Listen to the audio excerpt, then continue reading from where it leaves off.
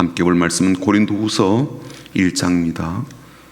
고린도후서 1장 23절, 24절 두 절만 보겠습니다.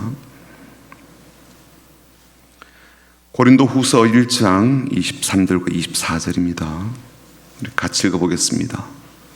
고린도후서 1장 23절과 24절 같이 읽어보겠습니다. 시작. 내가 내 목숨을 걸고 하나님을 불러 증언하게 하노니 내가 다시 고린도에 가지 아니한 것은 너희를 아끼려 함이라. 우리가 너희 믿음을 주관하려는 것이 아니요 오직 너희 기쁨을 돕는 자가 되려 함이니 이는 너희가 믿음에 섰음이라. 아멘. 민담으로 내려오는 이야기라고 하기도 하고요, 또 할레드 호세인이라는 사람이 쓴 그 소설 가운데 나오는 이야기다 그렇게 말하기도 하는데, 이 할레드 호세인이라는 사람이 연을 쫓는 아이라는 책을 소설을 썼는데 그 가운데도 일부분이 나옵니다. 이런 이야기입니다. 옛날 어느 마을에 울지도 않고 눈물도 흘리지 않는 그런 여인이 있었다고 해요. 이 처녀는요, 가난했지만 얼굴에 항상 미소를 품고 있어서 그렇게 아름다웠다고 합니다. 그 아름다운 미소에 반해서 수많은 부자들이 청혼을 했지만 모두 거절당했다고 해요. 왜냐하면 이 여인에게는 사는 사람이 따로 있었기 때문입니다. 그 사람 누군가 하면 거리에서 어릿 광대짓으로 사람들을 즐겁게 하는 피에로였습니다. 그녀가 항상 웃을 수 있었던 것도 다 피에로 덕분이었죠. 피에로도 이 여인을 참 많이 사랑했습니다. 어느 날 피에로는요, 이 여인의 집으로 찾아가서 청혼을 하게 됐죠. 이렇게 말하였습니다. 나는 가난한 청년입니다. 하지만 당신을 사랑합니다. 저와 결혼해 주신다면 매일매일 당신을 웃게 만들겠고 행복하게 해드리겠습니다. 이 말을 듣고 감격한 처녀는 피에로와 이제 결혼하게 되었고요, 행복한 나날을 보내게 되었습니다. 피에로는 약속한 대로 이 여인을 매일매일 웃게 만들었고요, 또 어느덧 둘 사이에 아기도 생기게 되었습니다. 그런데 어느 날 이 여인이 이제 바늘을 하다가 그냥 날카로운 가위에 찔려서 피가 나게 되었습니다. 피에로는 깜짝 놀라서 부인의 상처를 살펴보게 되었는데 다행히 상처가 깊지 않았죠. 하지만 부인은 많이 아파했습니다. 눈물을 뚝뚝 흘릴 정도로 그렇게 아파했어요. 그때 이 부인의 눈에서 무언가 떨어지게 되었는데 이게 이제 부인의 눈물이 아니라 다이아몬드였던 거예요. 그때부터 이제 큰 문제가 가정 안에서 벌어지기 시작했습니다. 아내의 눈물이 다이아몬드라는 것을 안 피에로는요, 그날부터 아내를 때리기 시작한 거예요.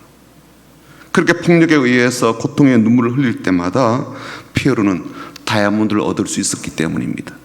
더 이상 길거리에 나가서 어릿 광대짓을 하면서 돈을 벌어야 될 이유가 없었기 때문이죠. 다이아몬드를 판 돈으로 이 사람은요, 흥청망청 쓰기 시작했습니다.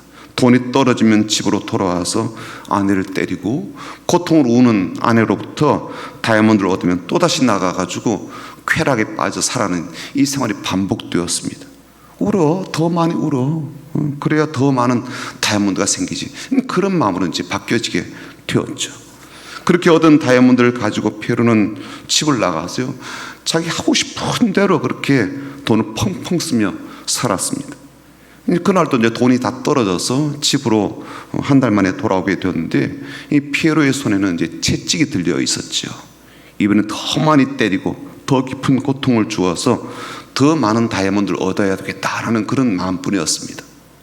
그런데 집으로 돌아와서 방 안에 들어간 피에로는요, 깜짝 놀라고 말았죠.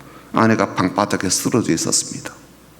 그녀의 눈에는요, 눈물로 범벅이 되어 있었고, 또 손에는 빨간 다이아몬드를 쥐고 있었습니다. 그 빨간 다이아몬드는요, 아내의 마지막 눈물이자 선물이었던 거예요. 피에로는 그제서야 이제 정신이 돌아왔고 깊은 후회를 하게 되었으며 또 깨달음을 얻게 되었죠. 왜 아내가 죽었는지, 자신의 욕심 때문에 그렇게 아름다운 아내를 잃어버리게 되었다라는 것을 늦게서야 후회하였지만 소용이 있겠습니까? 이미 아내는 죽었으니까요. 그날부터 피에로는요, 자신 얼굴을 분장할 때마다 양쪽 눈 아래에 눈물 한 방울을 그려 넣고 미친 듯이 그렇게 웃었다고 그러죠. 이 이야기는 항상 웃고 있는 피에로에게 그 이면에 얼마나 슬픈 사연이 있는지를 알려주는 그런 민담입니다. 하지만 이야기의 내용은 본질적으로는 사람의 마음이라고 하는 게 얼마나 쉽게 변할 수 있는지 그러한 교훈도 담고 있고요. 또 더불어 그렇게 해서 변해버린 그 욕망의 마음과 욕심이 얼마나 비참한 결과를 가져오게 되는지 그것을 경고하는 교훈이 담긴 이야기이기도 합니다. 그 욕심이 사랑하는 사람을 이토록 착취하게 만들고 또 죽게 만들어 버렸으니까요. 그리고 평생을 슬픈 사연을 안고 살아가는 인생이 되게 하였기 때문에 그렇지요. 이처럼 피에로의 얼굴에 그려진 눈물을 통해서 우리는 사람이 품지 않도록 주의해야 될 마음이 어떤 마음인지, 경계될 마음이 어떤 마음인지를 우리가 배우게 됩니다. 그렇다면 우리는 교회를 향해서, 교회를 위해서 어떤 마음을 품어야 될까요? 교회를 위해서 품어야 될 마음은 어떤 마음일까요? 사도 바울이 고린도 교회를 향하여 또 고린도 교회를 위해서 품었던 마음을 보게 되면 우리가 그것을 배울 수가 있는데, 첫 번째로 어떤 마음인가 하면 아끼는 마음이에요. 아끼는 마음. 사도 바울이 고린도 교회를 이제 2번씩 방문하려는 계획을 세웠잖아요. 그렇게 계획을 세운 것도, 또 나중에 그 계획을 수정해서 가지 않기로 결심하게 된 것도 실은 고린도 교회를 아끼는 마음 때문에 내렸던 결정이었던 겁니다. 23절 한번 보십시오. 내가 내 목숨을 걸고 하나님을 불러 증언하시게 하노니 내가 다시 고린도에 가지 않은 것은 너희를 아끼려 함이라. 바로 이 바울이 고린도 교회를 생각하며 근심하게 된 것도 근본적으로는요, 교회를 아끼는 마음 때문에, 교인을 아끼는 마음 때문이었어요. 내가 그들로부터 상처를 받았기 때문에, 혹은 내가 그들로부터 인정을 받지 못한 것 때문에 속상해서 계속 품게 된 근심이 아니었던 겁니다. 물론 사도 바울에게 고린도 교회를 생각하면서 복잡한 마음이 있기도 했지요. 참아야 하는 시간도 있었고요, 견디며 기다린 과정도 있었습니다. 그러나 바울의 마음에는요, 근본적으로 교회를 향해서 아끼는 마음이 있었던 거예요. 내 명예도, 내 육체도, 내 시간도 아끼는 마음이 있었지만 교회를 아끼는 마음이 그에게 있었습니다. 그래서 교회를 함부로 대하지 않았던 거예요. 함부로 대하지 않고 아끼는 마음이 있었기 때문에 자신의 마음에는요, 2번 방문하고자 하는 계획을 세웠다가도 그것을 철회하기도 하였던 겁니다. 방문 계획을 철회하게 되면요, 자신에 대한 신뢰도가 떨어질 것이 분명하잖아요. 그걸 알면도 불구하고 그는 교회를 아끼는 마음으로 그렇게 결단을 내린 겁니다. 교회를 아끼는 마음이 있다면 어떻게 하겠어요? 사람도 아끼게 되겠죠. 물건도 아끼게 되겠죠. 교회가 구입한 물건, 우리가 사용하는 물건을 아끼게 될 겁니다. 그게 교회를 향한 마음이에요. 2번째는요, 동력의 마음입니다. 고린도 교인들과 함께 하나님의 일을 하고자 하는 마음이에요. 그들이 나를 인정하지 않고 나의 사도권에 대해서 의심을 공개적으로 표현하면서 아무리 권면하고 아무리 교훈해도 잘 받아들이지 않음에도 불구하고 그들과 동역하여 하나님의 일을 행하고자 하는 그런 마음을 계속 품고 있었습니다. 24절 한번 보십시오. 24절 같이 읽어보겠습니다. 시작. 우리가 너희 믿음을 주관하려는 것이 아니요 오직 너희 기쁨을 돕는 자가 되려 함이니 이는 너희가 믿음에 섰습니다. 오직 너희 기쁨을 돕는 자가 되려 함이니, 이 말씀을요, 영어 성경으로, NIV 성경으로 보니까 이렇게 되어 있어요. But we work with you for your joy, 이렇게 되어 있습니다. 우리는 너희의 기쁨을 위해서 너희와 함께 일한다, 그렇게 되어 있어요.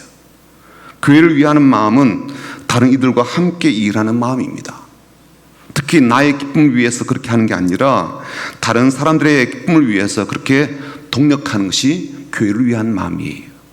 상대방이 기쁨을 얻어가도록 그렇게 내가 동력의 자리에 있어주고 동력의 현장으로 나가고 함께 일하는 것을 힘쓰는 것이야말로 교회를 생각하는 마음이고 교회를 위하는 마음입니다.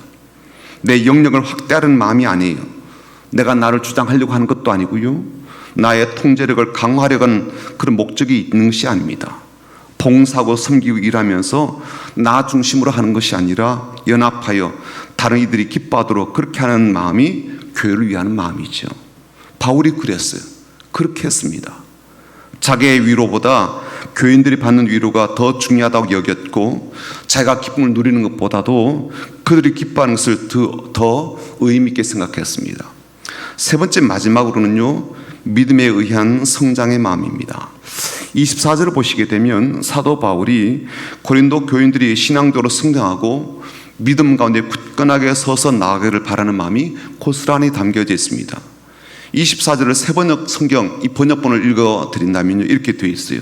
우리는 여러분의 믿음을 지배하려는 것이 아닙니다. 우리는 여러분이 기쁨을 누리게 하려고 함께 일하는 일꾼일 따름입니다. 여러분은 이 믿음에 튼튼히 서 있습니다. 이렇게 번역했어요. 그가 비록 고린도 교회를 개척해 세웠잖아요.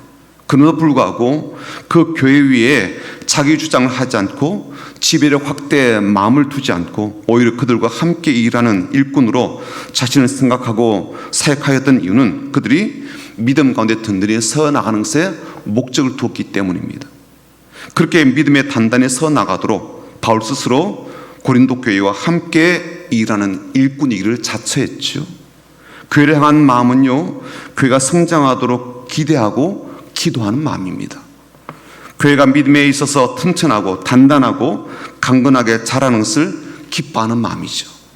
교회가 여러 가지 외부적 요인과 내부적인 일들로 인해서 흔들림 없이 굳건하게 서 나가도록 내가 그 일을 위한 일꾼이 되겠다라는 마음입니다.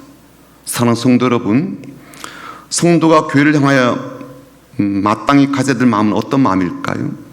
목회자가 교회를 위한 마음은 어떻게 품어야 될까요? 그렇게 묻는다면 우리는 여러 가지 대답을 할 것입니다. 복음을 붙들어야 되죠. 믿음을 가져야 되죠. 사랑하는 마음이 필요합니다. 이런 말들을 먼저 떠올릴 텐데, 물론 그런 것도 중요하고 필수적이지만 이 사도 바울은요, 자신과 미묘한 긴장 관계에 있었던 고린도 교회를 향하여 또 그 교회를 위해서 아끼는 마음이 있었고요, 동력하는 마음이 있었고, 그 교회가 계속해서 성장을 바라는 소원을 품고 있었습니다. 우리들도 성민교회를 위하여 이런 마음을 품고 또 그런 마음으로 기도하고 그런 마음으로 봉사하고 함께 사역하여서 하나님 앞에서 사도 바울이 오늘 본문에서 고백한 그런 간증과 그런 고백이 우리 가운데 가득하게 되기를, 넘치게 되기를 주님 이름으로 축복합니다. 아멘. 같이